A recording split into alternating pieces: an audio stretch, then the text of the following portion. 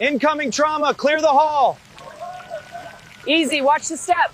Right here, let's go. The emergency room doors burst open. Two ambulances arrived at exactly the same time. Inside one was a 7-year-old girl whose heart had stopped after a car accident. Inside the other was a renowned heart surgeon, the only doctor capable of performing a life-saving operation on dozens of children waiting for surgery. There was only one operating room, only one surgical team, only enough time to save one life. If you were the doctor in charge, who would you choose?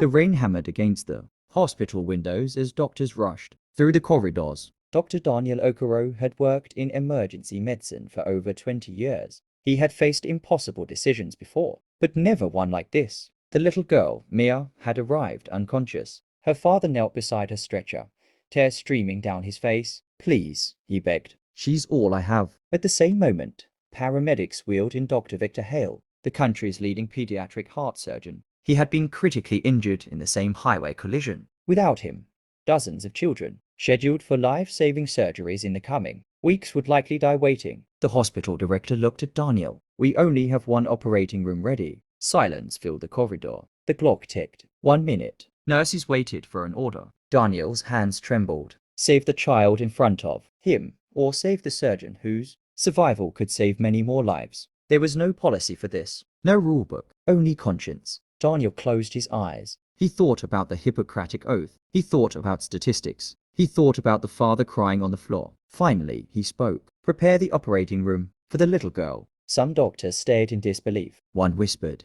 "You've just sacrificed dozens." Daniel answered quietly, "I saved the patient I can treat now, not the lives I can only predict." The surgery lasted for exhausting hours. Mia survived, but Dr. Hale did not. The news spread across the country. Some called Daniel a hero. Others called him selfish. Medical experts debated his decision for months. Families of children waiting for surgery were devastated. Years later, Mia grew up and became a doctor. Inspired by the physician who chose to save her life, she specialized in pediatric heart surgery. Over the next 20 years, she performed thousands of successful operations, far more than anyone had imagined. No one could have predicted the future, and perhaps that was the point. Sometimes the hardest decisions are made without knowing whether they're right, only whether they're human. Now it's your turn. If you had been Dr. Daniel, would you have saved the little girl standing before you, or the surgeon whose life might have saved many others?